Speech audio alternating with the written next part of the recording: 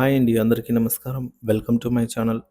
ఈ వీడియోలో ఇప్పుడే అందిన వార్త పీఆర్సీకి సెలవు మరో కొత్త విధానం అంటున్నారు.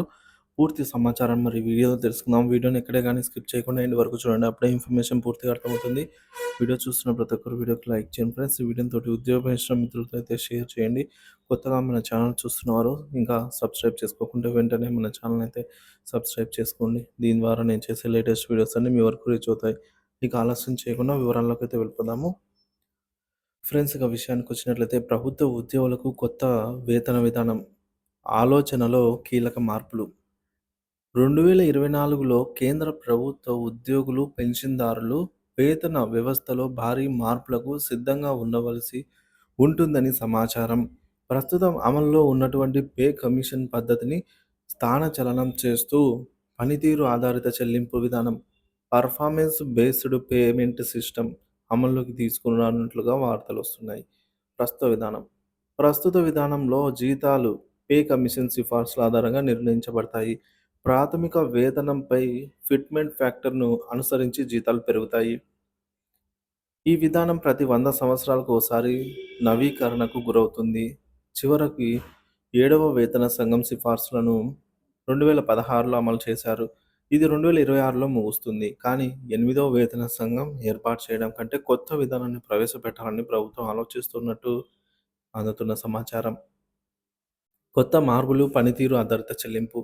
కొత్త పద్ధతిలో ఉద్యోగుల జీతాలు, పనితీరు, ద్రవ్యోల్బణం రేటు మరియు ప్రస్తుత మార్కెట్ పరిస్థితుల ఆధారంగా నిర్ణయించబడతాయి.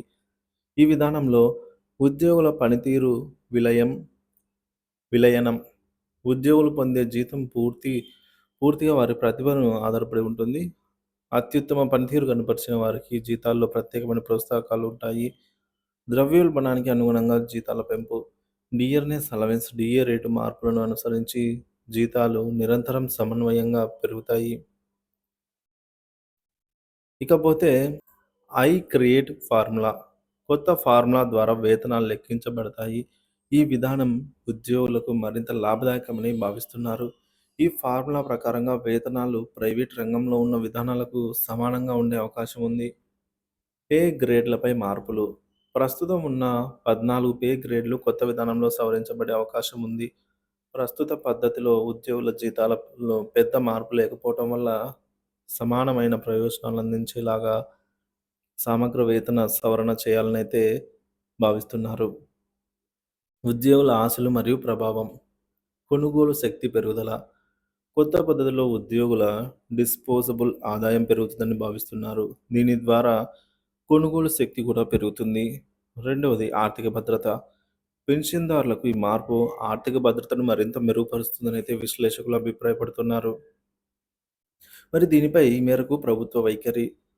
ప్రస్తుతం నుంచి ప్రభుత్వం నుంచి ఇంకా అధికారిక ప్రకటన రావాల్సినప్పటికీ కొత్త విధానం ఫిబ్రవరిలో ప్రవేశపెట్టబోయే కేంద్ర బడ్జెట్‌లో ప్రస్తావించబడే అవకాశం ఉంది. ఈ పద్ధతి ఉద్యోగులకు ప్రైవేట్ రంగంతో సమానమైన ప్రయోజనాలు అందించడమే లక్ష్యంగా ఉంచినట్లు తెలుస్తోంది.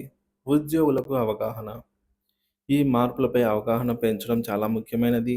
అధికారిక ప్రకటనలండి. ఖచ్చితమైన సమాచారం కోసం ప్రభుత్వ వెబ్‌సైట్ మరియు నోటిఫికేషన్‌లను అనుసరించాలి.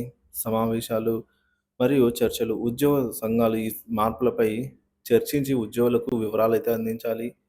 ఇక మొత్తానికి పనితీరు ఆధారిత చెల్లింపు విధానం ప్రభుత్వ రంగంలో కొత్త దశను తెరవనుంది. ఇది ఉద్యోగులను మరింత ఉత్తమమైన పనితీరు ప్రదర్శించేందుకు ప్రోత్సహించే విధంగా ఉంటుంది. కొత్త వ్యవస్థ ద్వారా ఉద్యోగులు ఎక్కువగా ప్రయోజనాలు అందుతాయనే అంచనాలతో ప్రభుత్వం ఈ మార్పులపై మరింత స్పష్టత ఇవ్వాలని ఉద్యోగ వర్గాలు కోరుతున్నారు. సో, మరి కేంద్ర ప్రభుత్వం ఈ మేరకు ఈ మార్పును అనుసరించినట్లయితే రాష్ట్ర ప్రభుత్వాలలో కూడా త్వరలో రావచ్చు. సో, మారుతున్న పరిస్థితులకు అనుగుణంగా ఈ కొత్త విధానం ఆర్థిక వ్యవస్థకు మరియు ఉద్యోగులకు మార్గదర్శిగా నిలుస్తుందనైతే ప్రభుత్వం గట్టిగా నమ్ముతోంది. మరి ఈ పర్ఫార్మెన్స్ బేస్డ్ పేమెంట్ సిస్టమ్ అమల్లోకి వస్తే ఎలా ఉండబోతుంది? సో, ఏది బెటర్ అనే దాని మీ అభిప్రాయాన్ని కామెంట్ ద్వారా తెలియజేయండి. Thank you for watching this video.